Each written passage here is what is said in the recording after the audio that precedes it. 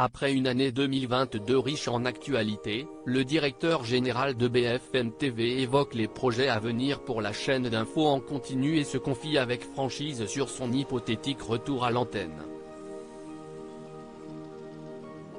Alors que la page 2022 va bientôt se tourner, l'heure est au bilan. Après une année dense en termes d'actualité, entre le conflit en Ukraine, l'élection présidentielle et les différentes crises impactant le pouvoir d'achat des Français, BFM TV signe, assez logiquement, un record d'audience pour la troisième année consécutive, avec 3,4% de part de marché. La chaîne d'info en continu grappille ainsi 0,5 points en un an et s'impose face à ses concurrents. Le directeur général de BFM TV, Marc-Olivier Fogiel, s'est confié à nos confrères de télé 2 semaines sur ses scores très satisfaisants avant d'évoquer l'avenir de la 6e chaîne de France. BFM TV n'est plus seulement une chaîne d'info en continu au-delà des chiffres d'audience, Marc-Olivier Fogiel se déclare surtout fier de la manière dont on a accompagné les téléspectateurs sur tous les sujets d'actualité. BFM TV est entré dans une autre dimension, celle d'une chaîne généraliste de l'information, qui s'adresse à tous les publics. Nous ne sommes plus seulement une chaîne d'info en continu.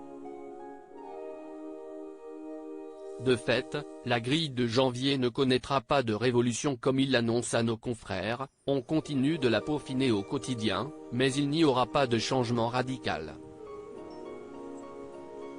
Tous nos rendez-vous fonctionnent bien et on en est très satisfait.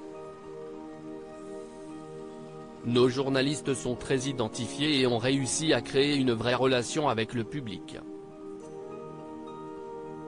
Marc-Olivier Fogiel, je suis bien à ma place de patron de chaîne. Marc-Olivier Fogiel évoque aussi le créneau majeur de BFM TV, celui de l'interview politique du matin, Face à Face, désormais menée par Apolline de Malherbe depuis le départ forcé de Jean-Jacques Bourdin. Je suis particulièrement satisfait d'Apolline qui s'est imposée et a pris une dimension très forte.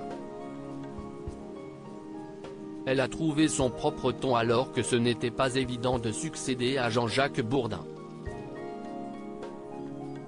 Enfin, sur un plan plus personnel, le directeur général évoque son absence de l'antenne. Envisage-t-il un retour devant la caméra? Sa réponse est on ne peut plus claire, pas du tout, je suis bien à ma place de patron de chaîne. Je ne me l'interdis pas sur le principe mais il y a suffisamment de talent en maison pour que cela n'arrive pas. Donc ce n'est pas à l'ordre du jour. À lire aussi il ne se rend pas compte du mal qu'il me fait, Emmanuel Seigné, humilié, se livre sur son interview par Marc-Olivier Fogiel en 2010.